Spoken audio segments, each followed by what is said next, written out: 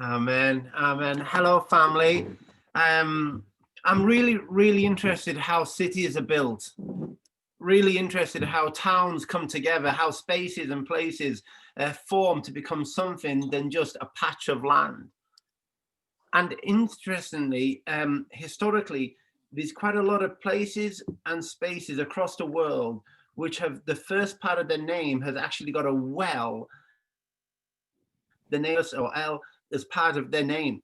So that you can imagine once it was just a barren piece of land and there was nothing there, and then they discovered water and a whole city was eventually built around that. And I don't know if many of you are interested in laying siege on cities. If you are a sieger of cities, then you know one of the first things that you try to do is to stop the water flowing into the city.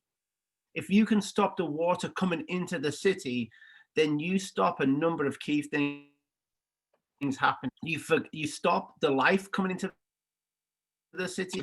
You stop water coming into the city. You also stop the filth and the dirt and the grime being taken away from the city. To be able to have life water flowing in and through the city is significant. Like it's essential to that. So if you want to lay siege to a city, you stop the water coming into the city. Interestingly, and people are like, well, let's see if this is actually interesting, Andy. Interestingly, Jerusalem was one of the hardest cities to lay siege. Why? Because years previously, they discovered that underneath Jerusalem, there was a whole reservoir of water. And they had taken time to dig down wells. So no matter what the enemy was trying to do around them, no matter who was trying to come at them, or however the city was trying to be taken siege of, they just dug down deep and they drank living, fresh, clean water. So as I've been asking Jesus in this last week, what do you have for us today? What do you have for us in this year ahead? Or in this last 9 years of this decade ahead? Because on the first Sunday of last year, for those of you who can remember, we had a very simple expression, and it was 2020 as a year of clarity. Now, no one I heard mention anything about what this year could potentially look like this time last year. But I wonder what that year of clarity that has looked like for each and every one of you. I don't know if you've taken time to journal. And when I'm just being honest, when I hear the word journal, I often think of like a 13-year-old American teenage girl. But actually, the psalm that Miriam read was a bit of a journal. It was a journal of what God has done. It's a journal of what God has provided, the miracles that He's done. And I would encourage you to take stock of 2020, to look back at what God has done, to look back at some of the gains and some of the losses. And I know Rich Lowe, part of what he does is helping people with the whole thing of debriefing. And part of that process is looking at the whole thing of loss. And I'm not here to brush over people and to G people up and say, whoa, let's go. Because in 2020, we have experienced loss. And we are feeling that. And I know for some of us, we've actually lost people. And these people's minds and these people's pictures now coming to mind because we've lost. So it's okay for us to take some time to consider the loss. But at the same time as we do that, we take time to see God's provision for us. We see the times where He turned up, and we see the times where He was faithful. So as we look forward into 2021, when I was asking Jesus, what do you have for us? Really simple. I sense this. Wells and fountains. Wells and fountains. Now the well is dug first, and then the fountain comes. Now, the thing about the well, and we've talked about this, and you know, we've talked about roots, and we've talked about all these systems about allowing our roots to go down deep into his wonderful, marvelous love, digging wells in, you know, that whole thing of, you know, digging into his goodness, into his promises, into his faithfulness, into him, and allowing that to come and fill our lives. And the thing about wells and fountains is that you need to have dug the well before you can have the fountain. But I had a sense of God saying, when I've asked him about that, I'm saying, okay, that sounds great about the wells and the fountains. And then I sensed this, that God saying to each and every one of us, there's a reservoir right beneath your feet. Where you are, you don't even have to travel for this. You just need to dig into him. So there's an invitation from our Heavenly Father to dig a well right where you are into him, into his goodness, into his faithfulness, right where you are. And like Jerusalem had subterranean reservoirs of fresh life-giving water right under their feet, that's the same for you. It's the same for me too. Now, if you're anything like me, you're probably more interested in the fountain than the well. It's part of my personality, I'm just more excited. Whoa, like water spouting out and all that. That is great. But you can't have that without the well. And I remember years ago, Jesus saying to me, and it wasn't overly comfortable. He just said, Andy, and I'm like, yeah. He said, Andy, do you know that you talk more about me than you talk to me? I'm like, oh, yeah, probably, yeah. And he didn't say that to shame me. He didn't say that to hurt me, but he's very much like saying, Andy, I miss you. So there's a sense of the well is private. There's a sense of when we dig the well, it is that thing of that intimacy with us and the of us allowing our days not to think, when can we squeeze God in? But nearly prioritizing everything else around him. And this is not about, oh, let's give the first 10 minutes to God, then we'll do what I want. Or, you know, that when we were younger, heard this expression, oh, I'm going to give a year out to God. And God's like, oh, thank you so much for 1 year of your life. God's not interested in the first 10 minutes or the first 1 year. He wants all of us. And he wants for us to experience all that he is. So I think for me, there's a real challenge in this is for me to dig my own well. Because there's a reservoir just there. And I have a sense, actually, for some of us, we have tried to dig down deep and then we've hit some hard stuff. But if you feel like you've been digging and you've only hit rock, I want to encourage you that I think beneath that hard rock, there is a bigger reservoir you ever dreamed of imagining. So I want to encourage you to keep digging that well. Now, the other aspect of the wells and the fountains is this. The city is drawn to a fountain. There's something spectacular and beautiful about the fountain.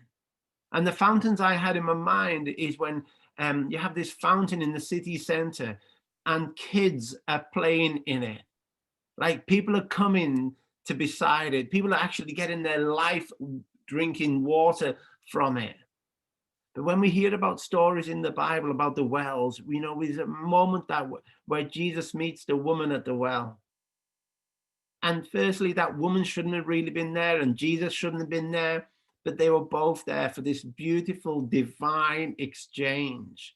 She brings a mess and Jesus brings beauty and clarity and hope for her. So I see these fountains in the future that are going to bless the city. So wells and fountains, it's not overly complicated. And it's as simple as this.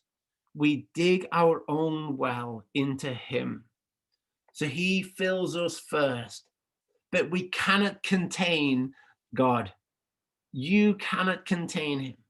You become like a fountain, overflowing, blessing firstly those around you, and then the city and beyond.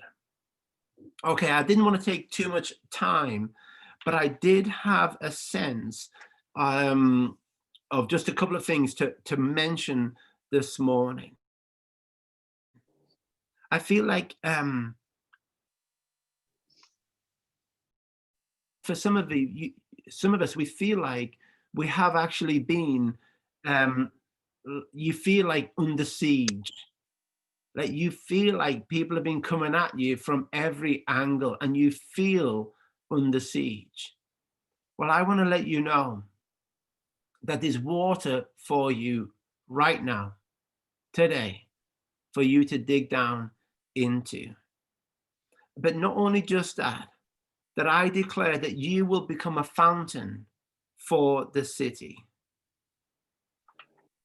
Okay, for today, I may be totally wrong on this, but I had a sense that someone, or maybe a few people, your prayer for 2021 has been this: God, will you use me? Simple as that. God, will you use me? So I had a sense that someone's been asking God to use them. You don't care how, you don't even care where, but you've asked and you've said, God, use me. And I had a sense God saying this to you. He is inviting you to dig your well into him.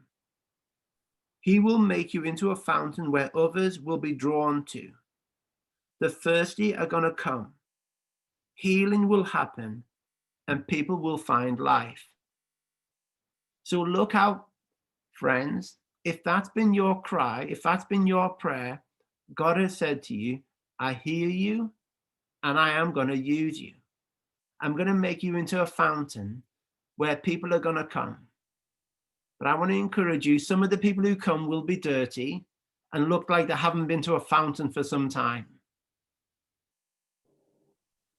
But that's why you have a fountain, for people to come and get clean. Then some of the people who are going to come to you are going to be thirsty. But that's the point of a thirsty, to find life-giving water. And others are going to need healing. And they're going to meet the life-giving water through you, the fountain. But I also had a sense that 2021 is going to be a season of creativity as well. And I had a sense of actually that there's something who, this wasn't as clear, but where a well can start a city, so a fountain can create and spark creativity. So I had a sense that some of you, you're going to be involved in bringing life and creativity to an aspect of the city.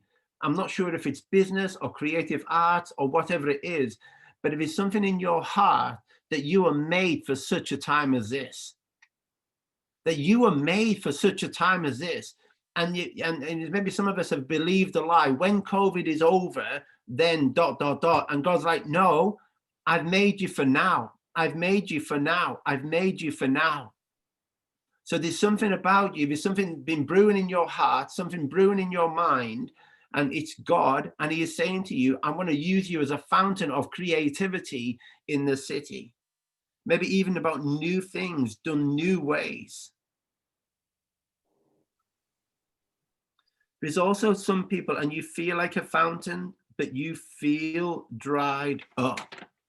And you actually feel to the point that you feel dried up in such a way that you were once the fountain in the city center, but now it's like people are bypassing you and walking past you.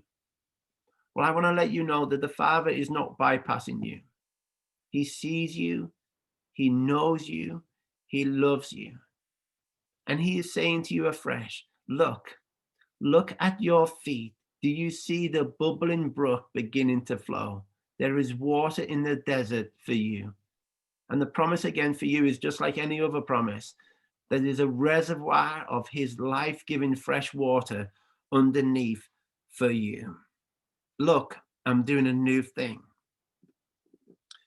And then finally, this is the last thing I wanted to share. I just had a sense.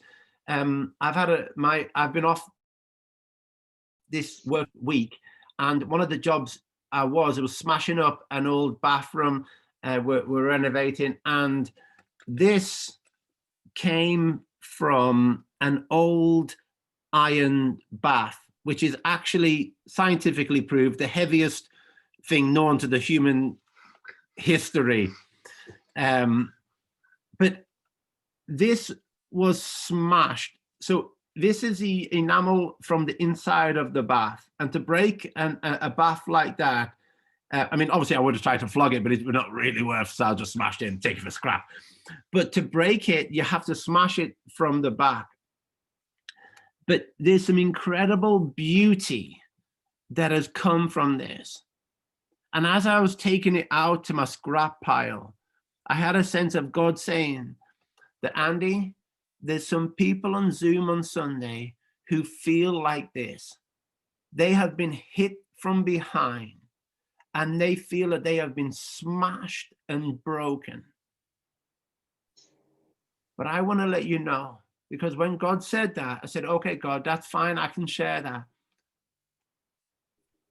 But what do you have for them? And he simply said this: I am going to make that hurt, that break, that brokenness into beauty.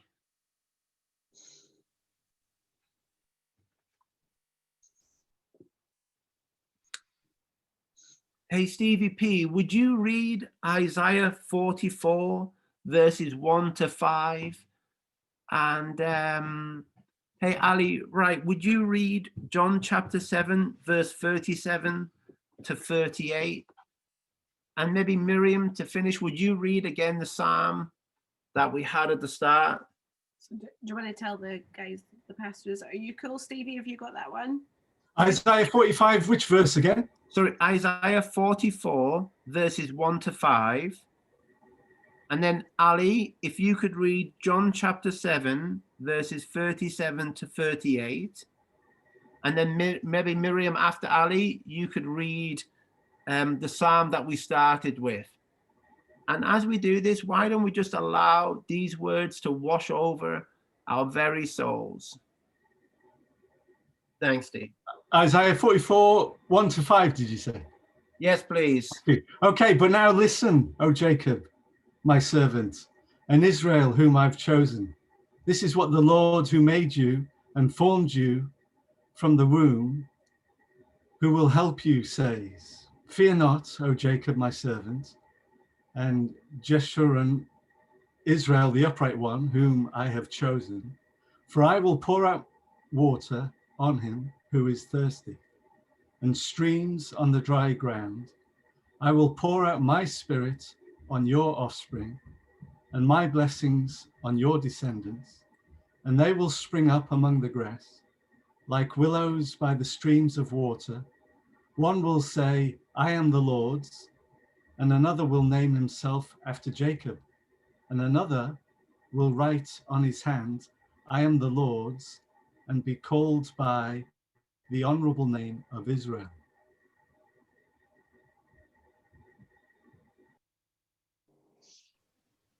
Andy, is it John 7? And then what the verse is? 27, 28? 37 and 38. 37, 38. Okay. On the last day, the climax of the festival, Jesus stood and shouted to the crowds, if you are thirsty, come to me. If you believe in me, come and drink. For the scriptures declare that rivers of living water will flow out from within. Take the sons of Ephraim, though they were all equipped warriors, each with weapons. When the battle began, they retreated and ran away in fear. They didn't really believe the promises of God. They refused to trust him and move forward in faith. They forgot his wonderful works and the miracles of the past, even their exodus from Egypt, the epic miracle of his might. They forgot the glories of his power at the place of passing over. God split the sea wide open, and the waters stood at attention on either side as the people passed on through. By day, the moving glory cloud led them forward, and all through the night, the fire cloud stood as a sentry of light. In the days of desert dryness, he split open the mighty rock, and the waters flowed like a river before their very eyes. He gave them all they wanted to drink from his living springs. Thanks, Mer. Okay, here's how we're going to finish. I remember a few years ago, maybe about 9 years ago, I'll never forget what we did. I remember Rich Lowe, and we built this well at the front, and what we did overnight, we'd got loads and loads of bottled water, and we chilled it, and it was just beautiful fresh water. And we built this this stone, like we brought all these bricks in, and we built this well.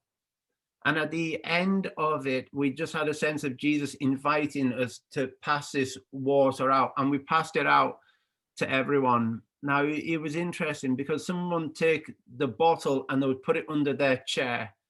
Some would take the bottle and just hold it, and some would take the bottle and open it and have a little drink. But I will never forget this for as long as I live. I saw Richard Lowe with my own eyes, and I will testify this. Do you remember this? My eyes too. Yeah. With our eyes, we saw this. He couldn't be quick enough to get the bottle off, and then he didn't drink it. He just poured it towards his mouth. Some went in his mouth, but the other stuff just went over it. It was so beautifully messy. I loved it. It was just symbolic of saying, God, I want you. I need you to come and fill me with your life-giving water. Friends, we are not called to be drought people. And to be sippers. We're not sippers in the desert. We're gluggers of the kingdom of God. Amen.